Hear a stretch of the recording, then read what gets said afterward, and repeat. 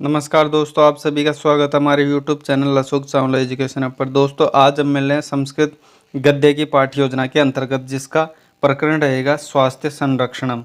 दोस्तों बहुत ही महत्वपूर्ण पाठ्य योजना है ये, संस्कृत गद्य की पाठ्य योजना है जिसका प्रकरण रहेगा स्वास्थ्य संरक्षणम। ये कक्षा 6 के लिए है। कक्षा विशेष की अगर हम बात करें तो कक्षा 6 के लिए है। बाकी आप स्वास्थ्य संरक्षणम ऐसा अगर टॉपिक आपके किसी भी कक्षा के अंतर्गत चलता है तो उसके अनुसार इसको आप आसानी से बना सकते हैं। ठीक है दोस्तों, स्टार्ट करने में पाठ्य योजना पहले देखते हैं इसके कुछ सामान्य उद्देश्य होते हैं। जो सामान्य उद्देश्य होते हैं, जैसे कि मैं हर पाठ्य योजना के अंतर्गत बताता हूँ, जो सामान्य उद्देश्य होते हैं वो कैसे होते हैं, हमारे विषय से संबंधित होते हैं, विषय से रिलेटेड होते हैं। तो विषय से संबंधित जो भी उद्देश्य होंगे वो सामान्य उद्देश्य होते हैं। उसके बाद देखिए विशिष्ट उद्देश्य यानी विशिष्ट उद्देश्य वो उद्देश्य होते हैं हमारे जो प्रकरण से संबंधित होते हैं। जैसे आज का हमारा प्रकरण है स्वास्थ्य संरक्षणम, यानी स्वास्थ्य की रक्षा कैसे करें। ठीक है, स्वास्थ्य की रक्षा। ठीक है, उसके बाद देखिए सहायक उपकरण। सहायक उपकरणों में देखिए सहायक उपकरण वो उपकरण कहे जाते हैं जो पाठ्य योजना पढ़ाते समय जिन उपकरणों की सहायता ली जाती है, जैसे श्यामपट्ट है, सुधाखंड है, मार्जनी है, पाठ्य पुस्तक है। लिए आगे चलते हैं। पूर्व ज्ञान जो हमारा अगला बिंदु है। पूर्व ज्ञान का मतलब है बच्चों को छात्र जो चिकित्सालयस्य विषय सामान्य रूपेण जानन्ति, चिकित्सालयस्य च स्वास्थ्यस्य उपचारं भवन्ति इत्यादि के सामान्य रूपेण जानन्ति। यानी हम स्वास्थ्य संरक्षण जो पाठ पढ़ाएंगे उससे पूर्व बच्चों में ये देखेंगे कि बच्चों में चिकित्सालय और स्वास्थ्य से संबंधित, स्वास्थ्य उपचारों से संबंधित पूर्व ज्ञान कितना है। ठीक है, आगे बढ़ते हैं हमारे प्रस्तावना बिंदु पे। प्रस्तावना बिंदु होता है कि बच्चों में जो हमारा टॉपिक है वो बच्चों से ही हम बाहर निकलवाते हैं, बच्चों से ही टॉपिक को बाहर निष्कासित करते हैं। तो दोस्तों प्रश्न माध्यम इसमें लिया गया है। प्रश्न माध्यम पहला प्रश्न देखिए, जना ज्वरेण पीड़ित सन कुत्र गच्छति, यानी जब लोग पीड़ित होते हैं किससे, ज्वर यानी बुखार से। ठीक है, तो कहाँ जाते हैं, तो वो चिकित्सालय में यानी चिकित्सालय में जाते हैं।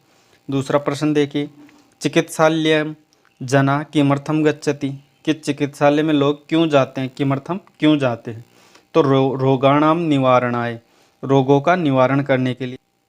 ठीक है, तीसरा प्रश्न देखिए, रोगाणाम निवारणम अन्यथा किम वक्तुम शक्नुमः, कि रोगों का निवारण, ठीक है, इसको हम और कैसे बोल सकते हैं, तो वो स्वास्थ्य संरक्षण, यानी रोगों से निवारण का मतलब है स्वास्थ्य की रक्षा करना। चौथा प्रश्न, चिकित्सालय कथम स्वास्थ्यम संरक्षणम भवति वदतु, कि चिकित्सालय में किस प्रकार स्वास्थ्य का संरक्षण किया जाता है वो बताइए। तो बच्चों को इसके बारे में संपूर्ण जानकारी नहीं होती, तो हम जिज्ञासात्मक प्रश्न जैसे आता है उद्देश्य कथन के माध्यम से उद्देश्य कथन करते हैं। प्रियांश छात्रा अद्य वयम स्वास्थ्य संरक्षणम इति विषय अधिकृत्य विस्तृत रूपेण पठिष्यामः, कि आज हम विस्तृत रूप से किसको पढ़ेंगे, स्वास्थ्य संरक्षण। चलिए दोस्तों आगे चलते हैं। उसके बाद देखिए प्रस्तुतिकरणम।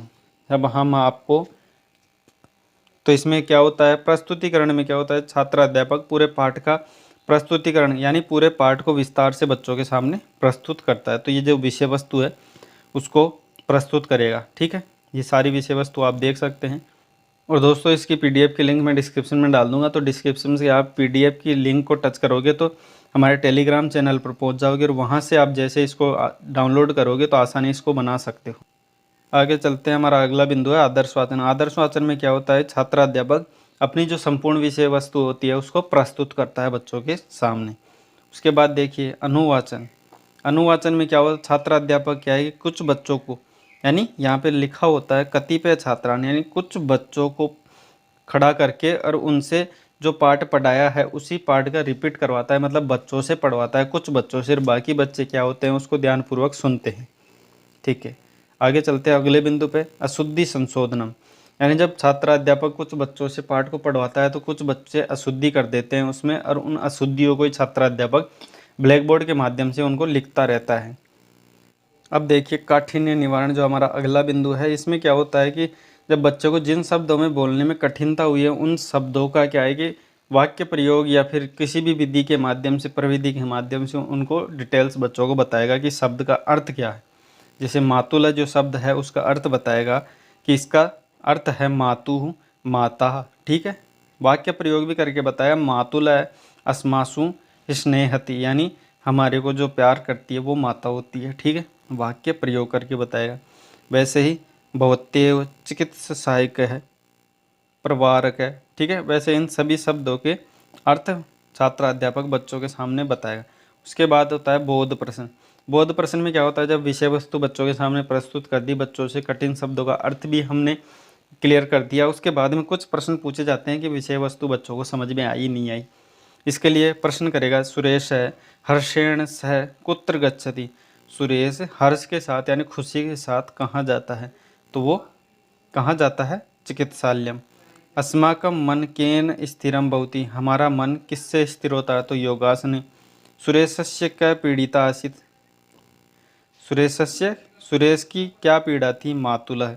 ठीक है, जना औषधम क्रियमाणार्थम कुत्र गच्छति, तो वो आपणम, यानी लोग है औषधि यानी दवाई खरीदने के लिए कहाँ जाते हैं, तो वो आपणम होता है बाजार। ठीक है, ये हम प्रश्न कर रहे हैं वो पाठांतर्गत यानी पाठ में बच्चों को पढ़ा दिया है, वही प्रश्न हम कर रहे हैं। देखिए विचार विश्लेषणात्मक प्रश्न, इसमें क्या होता है कि बच्चे की तर्क शक्ति और विचार शक्ति और चिंतन शक्ति का विकास करने के लिए ये प्रश्न किए जाते हैं। पहला प्रश्न देखिए, रोगेण पीड़िता जना रोगम निराकर्तुम उपाकर्तुम कुत्र गच्छति, तो चिकित्सालयम गच्छति, कि लोग रोग का निवारण करने के लिए कहाँ जाते हैं, तो वो चिकित्सालय में।